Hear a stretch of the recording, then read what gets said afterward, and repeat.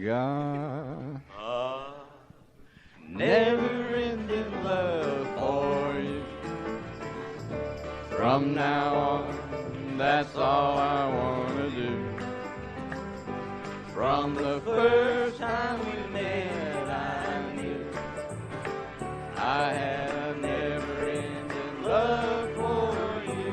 Yeah, sing it again. I've got a never-ending love for you. And you, and you, and you. That's all I want to do.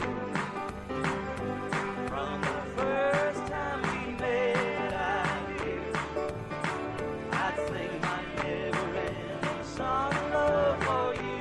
Now it's Jim's turn. Well, after all this time of feeling alone, we can love one another, live for each other from now on.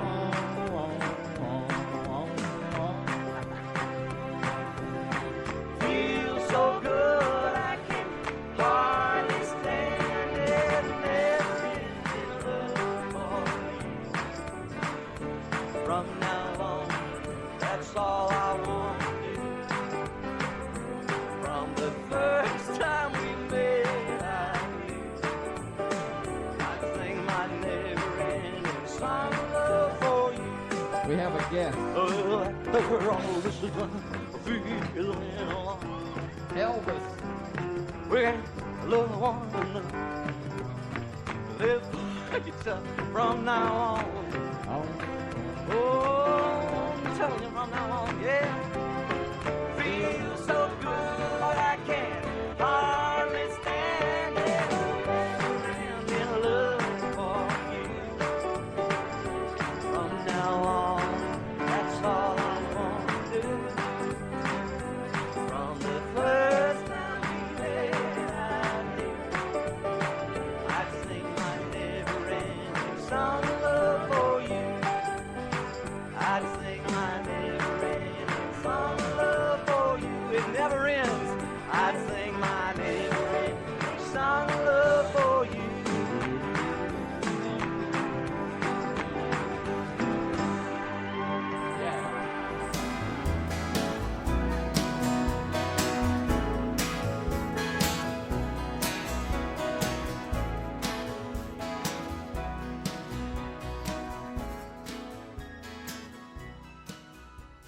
Good morning, everyone. I am Bob McKenna. I'm the president of the board of Unity of Birmingham. Good morning and welcome.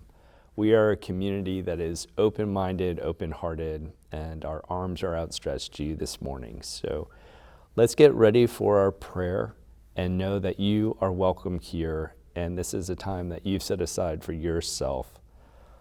So let's get the most out of it and tune into the good stuff in life.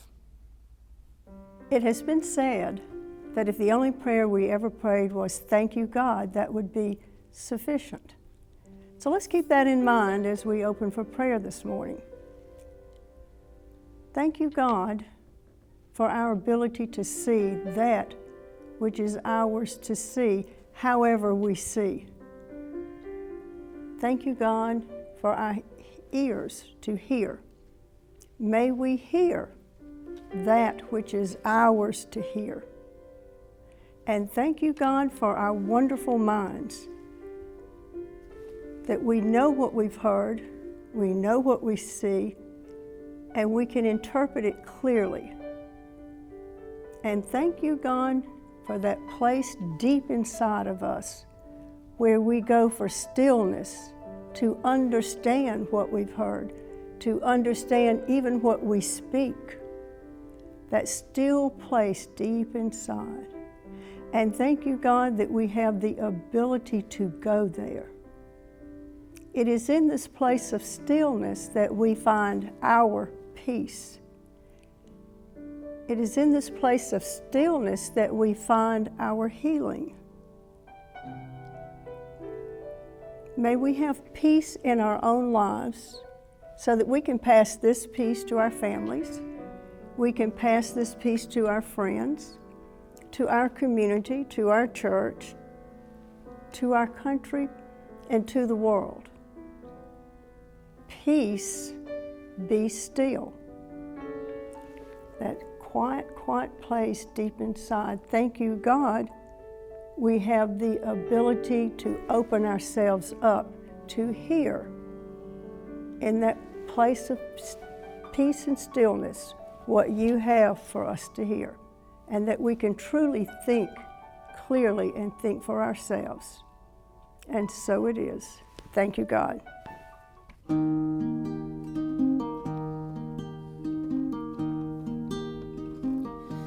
The river is wide, I cannot see, nor do I have light wings to fly. There'll be a boat that can carry two, and both shall row, my love and I.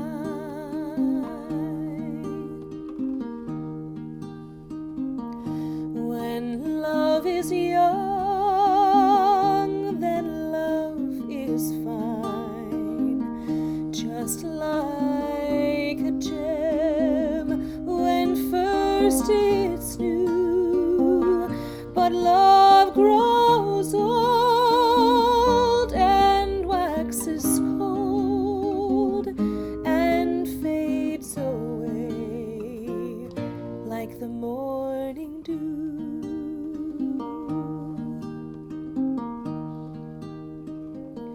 My love is like the lofty tree. It shudders, fears, and then sways free.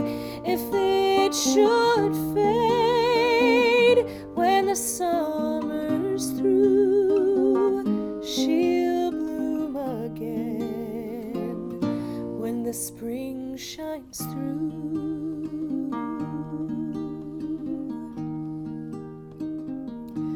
The river is wide, I cannot see, nor do I have light wings to fly. There'll be a boat that can carry two, and both shall row, my love and I.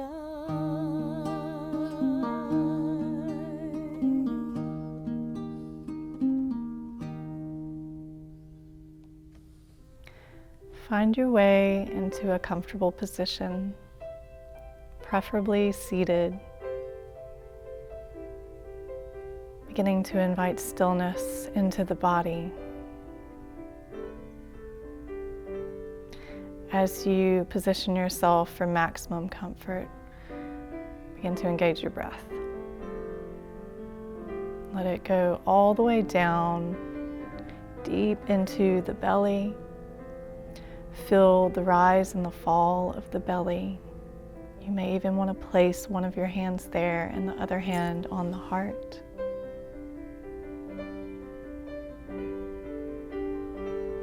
Feel the ribs expand and contract. And in this moment, as you breathe intentionally, you weave in the intention of disconnecting from anything that happened before this moment and anything that will happen after.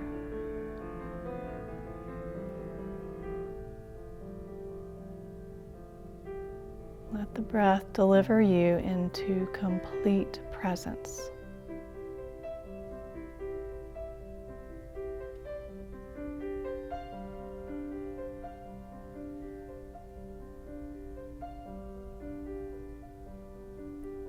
Noticing how valuable the breath is and how often we take it for granted, as this is the pathway of spirit. Consciousness rides in through the breath to animate us in this form. Without the breath, there is no life. So breathe deeply, imagining that you're breathing the Holy Spirit in to your body, into this divine, blessed vessel.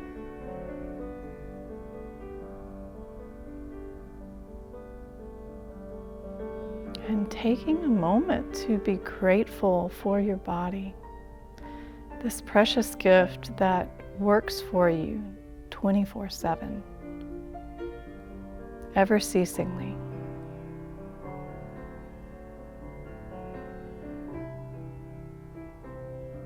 And often we have chatter from the mind that sometimes can degrade the body, can think negative thoughts towards the body.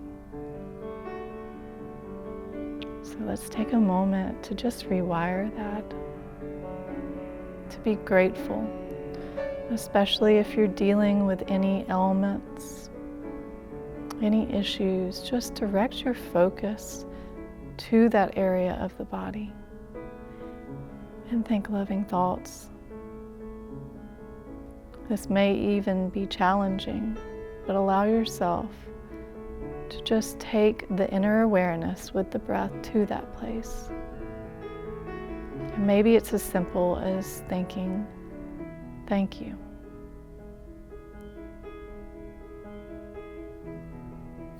Or perhaps there is a forgiveness that needs to be exchanged.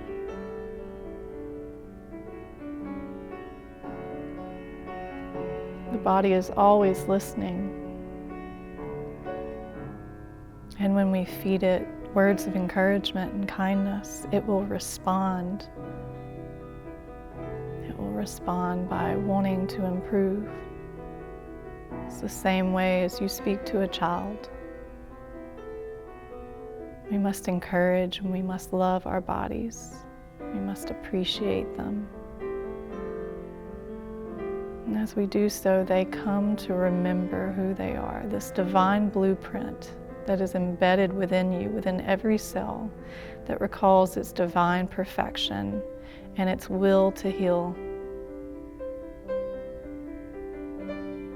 It is the divine's will to be whole, to be healthy.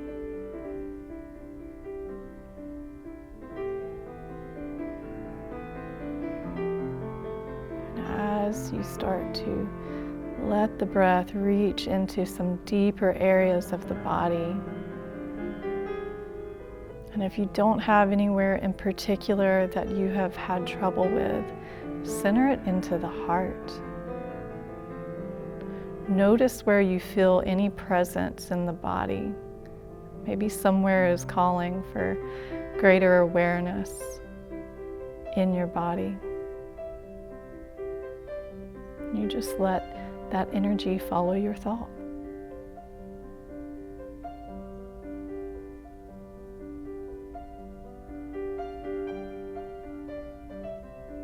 And perhaps if you want to use a visualization, begin to visualize a green flame at the top of the head. And this green flame, we can think of it as the Holy Spirit in action. Letting this green flame now come down through the brain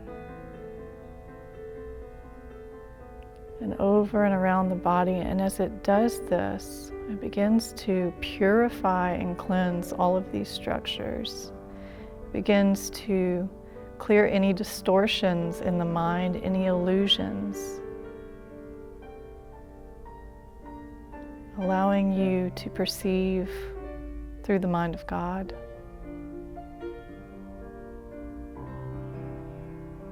Allowing any emotional blockages to be softened, to be healed.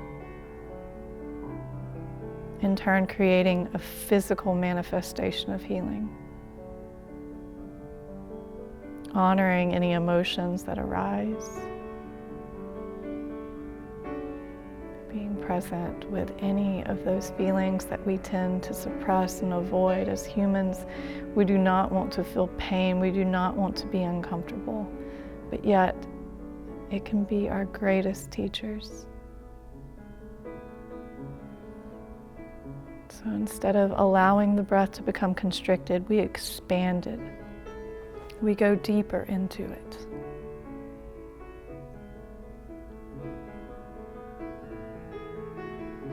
This is where freedom lies, when we lean into our fears and we discover who we truly are, what we are capable of.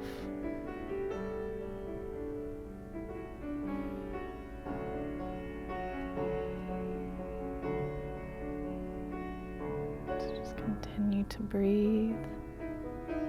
Let the body relax. If you're holding tension anywhere, just start to see what happens if you ask it to let go, to soften, to relax.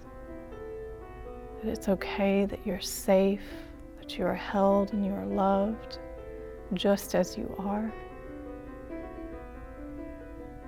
Letting this green flame burn intensely through the third eye center and the forehead, through the brain and down the brainstem, through the center of the body and the hips and the knees. Using the exhale through the mouth to release any pressure you may feel. Every part of you is holy. Everything you experience within your being is holy.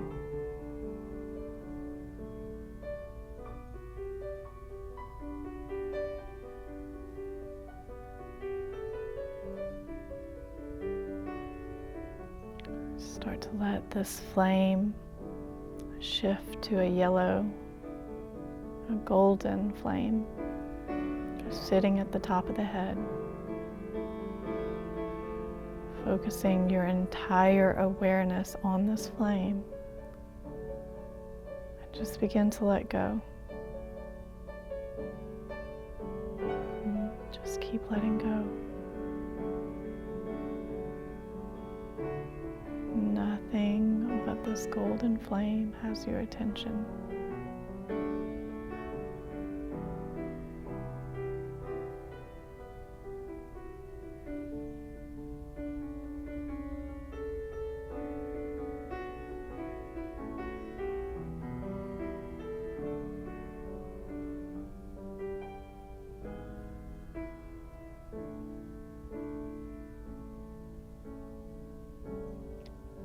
Slowly begin to draw yourself back. Taking another inhale through the nose and exhaling through the mouth, letting go of anything else that no longer serves you. Feel the weight of your body on the earth beneath you. Feel the air and the heavens above, the world around you and the world within you.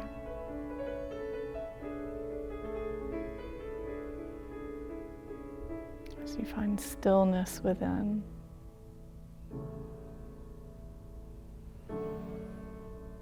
I hope this meditation helped you uncover the peace, stillness, and love that already lies within you.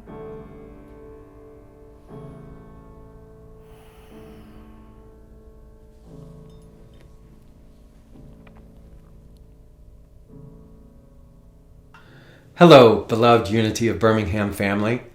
It's Rev Dr David Ault, and I just want to take a moment to thank you, because it has been a wonderful honor to be able to share time with you over this past January. Thank you for asking me. Thank you for welcoming me. Thank you most for tuning in and hopefully applying the ideas that we have explored together.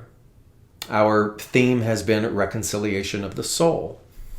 And if you go back and listen to each of our broadcasts these past Sundays, you might find a recurring theme. Much of it goes to the idea that all change that we experience begins inside. I know how tempting it is to want the world to give us something, particularly when we are hurting, particularly when we are scared and fearful, that there is a hope and expectation that somehow the outside world will come and it will comfort us. And as much as that might happen at times, we begin to realize that to really reconcile with the power of who we are, we begin to see that we are our own comforter, that we are our own nurturer, that we are our own reclamation, the reclamation of our power. And to the degree, think about those words, to the degree. So to the degree that you and I are willing to take on the mantle of that sacred responsibility of honoring and nurturing our own inner atmosphere, the way in which we think about ourselves, is the degree, then, in which the outer world reflects that. It really is that simple, and yet I realize how complicated it is to practice that and embody that in a world that appears so counter from that. And as we continue to move forward in uncertain times, I hope the one thing that you take away from this is all things are possible.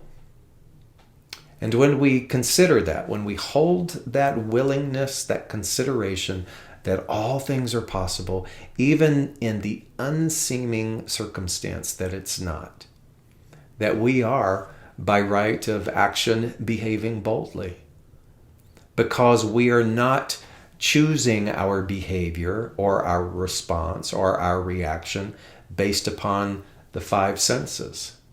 We are instead turning within and relying upon an inner faith, a trust, some deep genesis, some kernel of beginning knowing that tells us that everything is not as it seems, and that maybe perhaps God is the one true reality.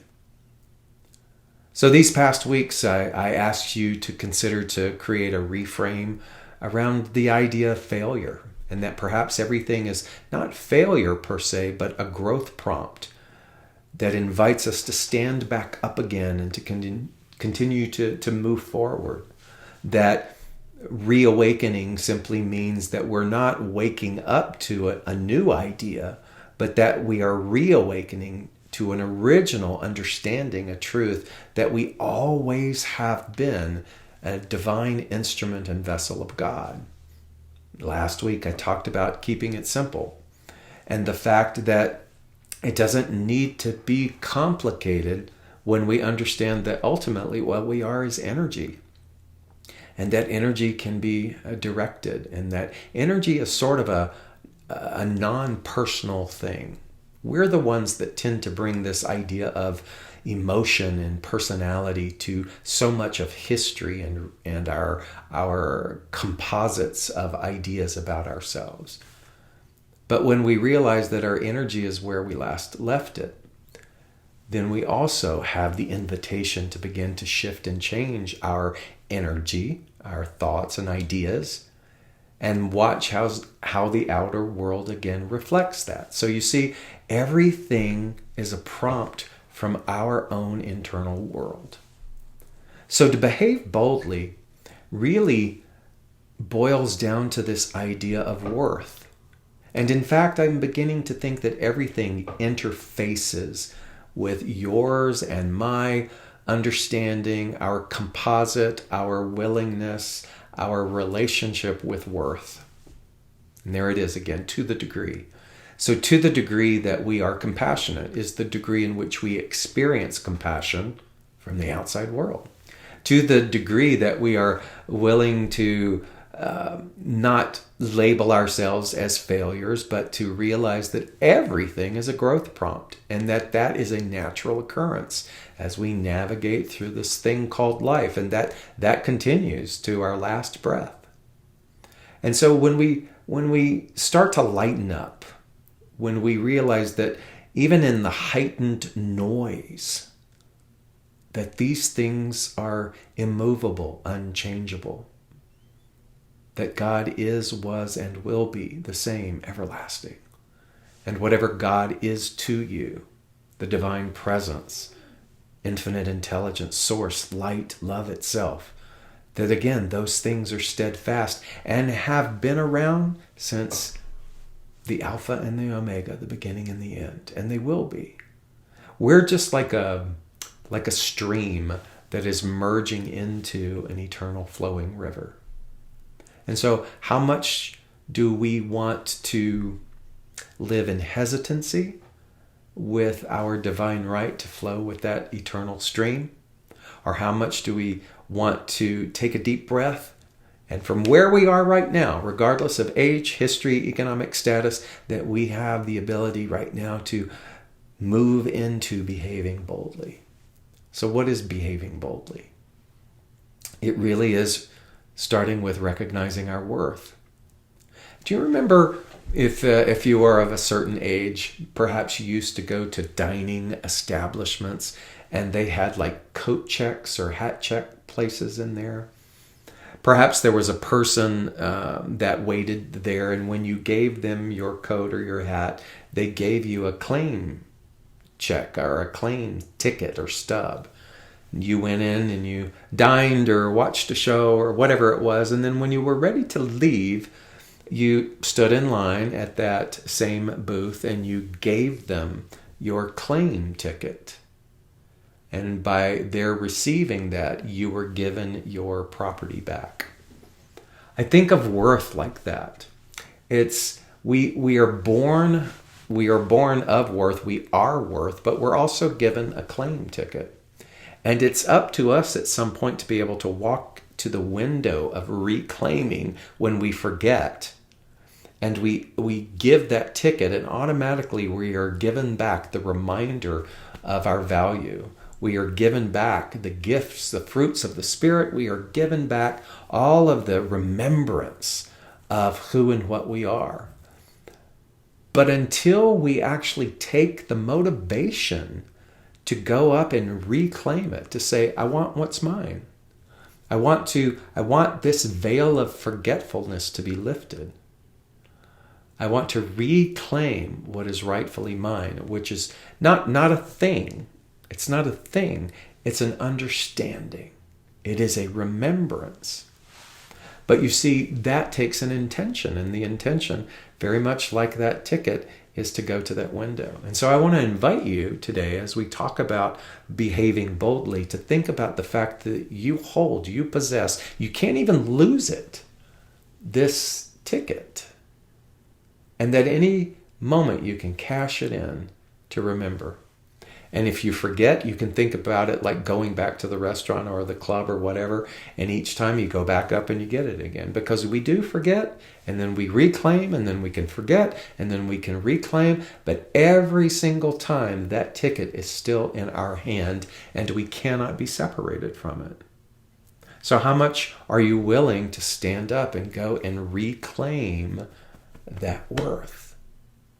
And that is the ultimate fundamental part of behaving boldly. And it reminds me of, because that's an act of the self, so it reminds me of a story of two friends who were walking through the desert. And it was a bit of a treacherous trip. And they were in conversation, and they were not agreeing upon the route in which they should go. And one of the friends got volatile and got upset, and the other one remained calm. But the one that got upset became more upset, until the point that there was a time then in their travels where he reached over and he struck his friend. He struck his friend out of fear and frustration. And his friend just sort of paused. And he bent down and he wrote in the sand, "Today, my best friend struck me."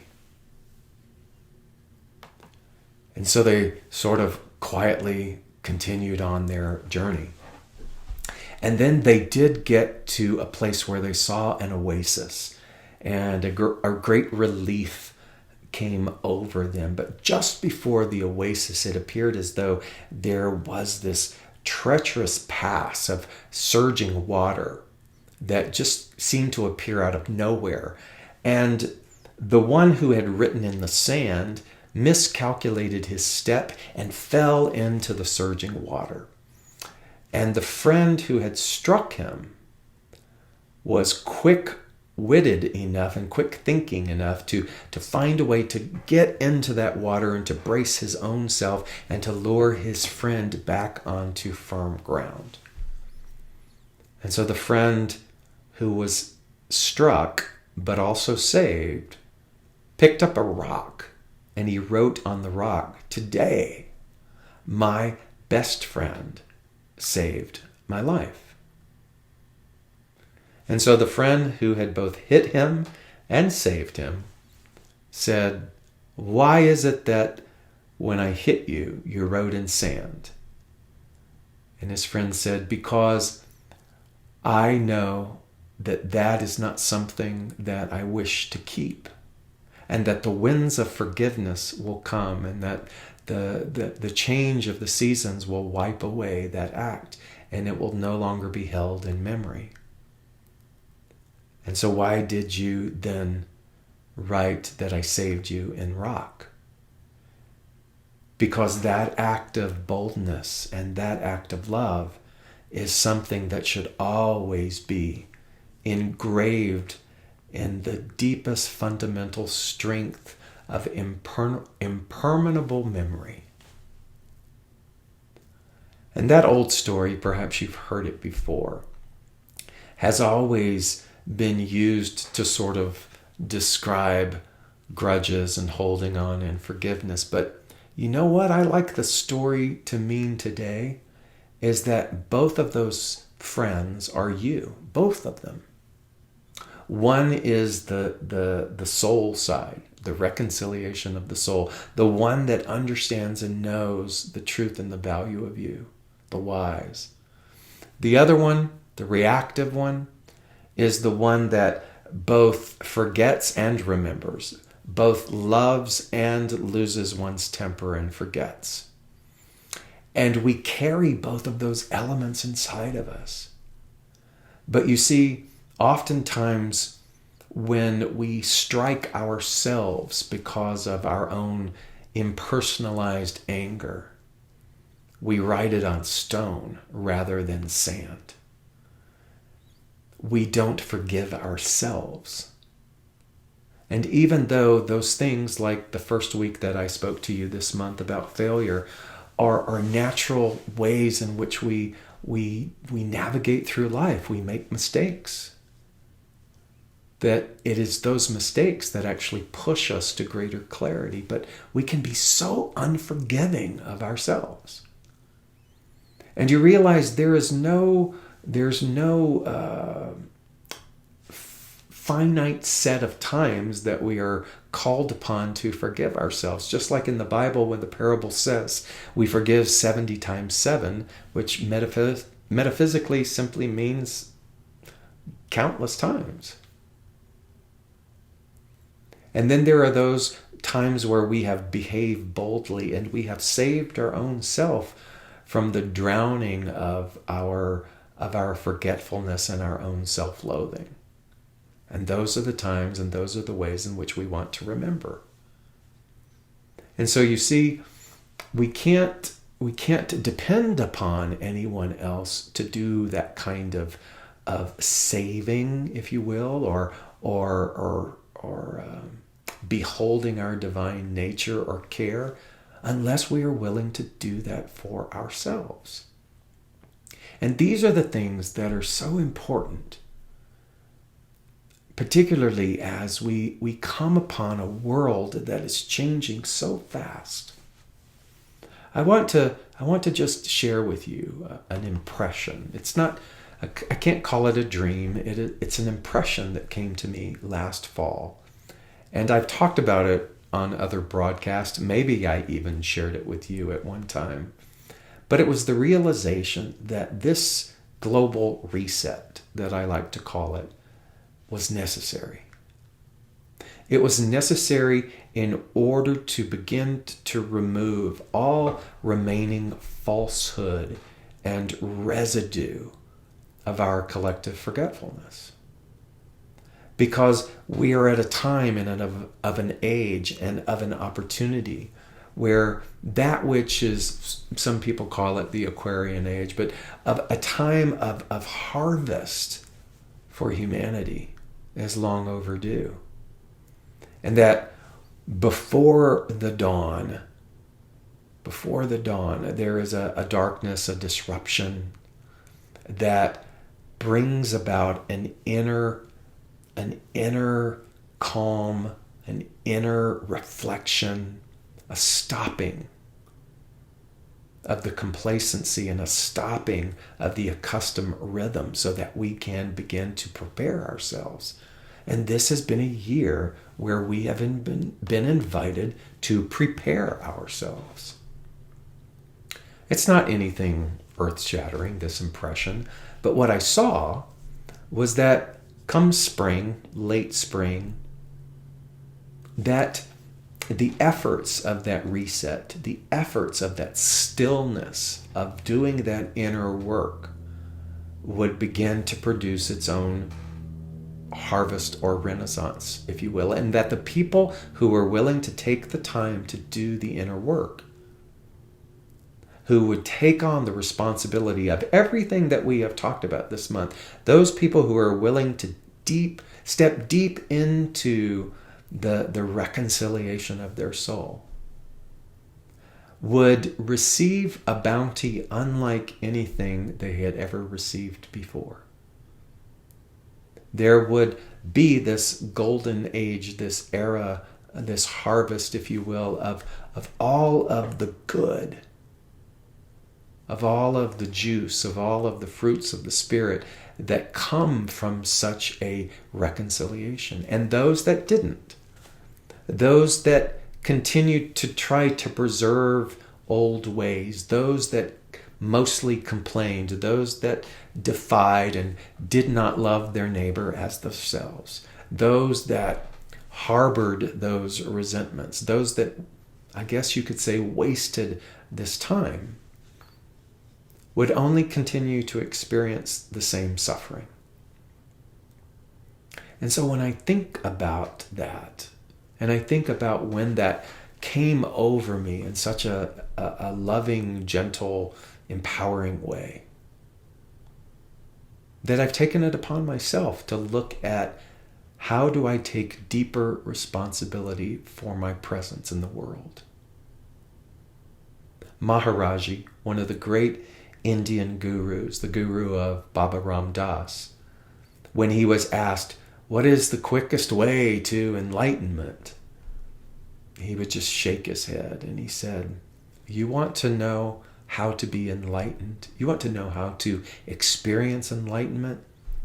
Feed people, serve people, love people. And remember, love, serve, and remember that the only reality is God. His message never got any more complicated than that. Love people, serve people, feed people, and remember that the only reality is God. And we can see how we all act when conformity is shaken, when disruption happens. You know, it's surprising to me when people lose sight of humanity. When I was young, oh God, I was so young. I moved to New York City to be an actor. I was all of 21, 22, just green behind the ears. And I got my first job in New York in the chorus of Hello, Dolly. And just loved it. Just loved it. And it was not a Broadway production. It was an off-Broadway theater company production, but it was on Fifth Avenue next to the Waldorf Astoria. And I just remember feeling so much in my element and loving the people that I worked with. It was just like a whole new world and a whole new family had opened up. And when the run of the show came to a close, it was so emotional, because I'd grown to love these people, and there were closing parties and people not wanting to say goodbye. And one night, I think it was after everything was over, and we were having a cast party. And this is New York City, so most people's apartments were quite small. And the party would fade out, and then people didn't want to go home, so somebody would volunteer their apartment, and people would jump in a series of cabs and go to the next apartment. So we do the series of cabs, and we get to this person's apartment complex, and I don't know, maybe about this time, there's still 18 people that are not wanting to say goodbye. And we all crowded into one small elevator in this apartment building. Too many people in this elevator. And as the elevator began to rise to go to the floor of the person who was hosting the party, or the continuance of the party, the elevator got stuck in between floors. And it went gung gung. And there was nervous laughter in the beginning. And then reality began to set in. And some of those who were smaller in stature were going to climb on the shoulders of other people and try to push the panels out of the roof of the elevator shaft to see if they could get to, I don't know, the next floor or whatever. But people began to panic. And there was a little bit of a smell of smoke in the air. And all of a sudden, the entire relationship of that group began to change, because we went from so desperately not wanting to say goodbye and wanting to make that final night of party and celebration last as long as it could, to people suddenly sort of yelling at each other and all of a sudden, the people that we were like pressed up against were those who were about to rob our oxygen. And I remember that I was pressed into the farthest back corner of the elevator with one girl facing me, and she was in the far corner. And she was someone on the crew that we all loved, and she just looked at me with this horror in her eyes and this fear, and she said, "David, I think I'm going to be sick." And in that moment, I just looked at her and I said, "It's okay. It's okay. If you need to be sick, it's just clothes. We'll figure it out. Don't worry about it." And I said, "Let's just breathe." And as I stared at her and kept eye contact with her, I remember I changed the subject, and I whispered, and I talked about her earrings, and I talked about and asked her questions about her family. Anything to sort of take her mind off of the situation. Well, maybe we were that way for 20 minutes or so before the fire department came, and we all got pulled out of the ceiling of this elevator shaft.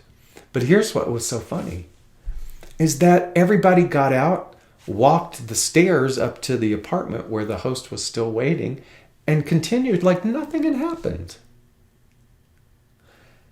And I remember getting out and thinking, I have just witnessed people love each other and then turn on each other in a circumstance. And it reminded me of the fickleness of the exterior world. And so as we move into this state of change, I want to invite you, and I'm not telling you the story to brag on what I did, but something innate came over me, and I just wanted her to be okay. I want you to be okay. I want everyone to be okay. And I know that that begins with this compassionate love and tenderness for ourselves. Because we won't be able to give that to other people effectively, sustainably, until we can do it for ourselves. And so that is my wish for you. That's the most critical, important, beautiful, powerful thing that you can do to reconcile with your own soul. Know that you have done the very best that you can, and that there is nothing that separates you from the love of that which we call God. You are already whole, complete, and perfect. You are already technically, you ready? Reconciled to your soul. This has all just been about how do we remove the veils of our forgetfulness. May you be blessed. May you know that you are loved. God bless. And thank you again for the opportunity to share this month with you. Namaste. Thank you so much for attending today's service. It was a pleasure being present with you. There are many ways that you can tithe. We have the button that you can click on Facebook. We also have unitybham.org, where you can donate if you feel comfortable through our website. And also feel free to drop by and visit us anytime. And now our prayer of protection. The light of God surrounds us. The love of God enfolds us. The power of God protects us. The presence of God watches over us. Wherever we are, God is, and all is well. See you next week. Love you. Bye.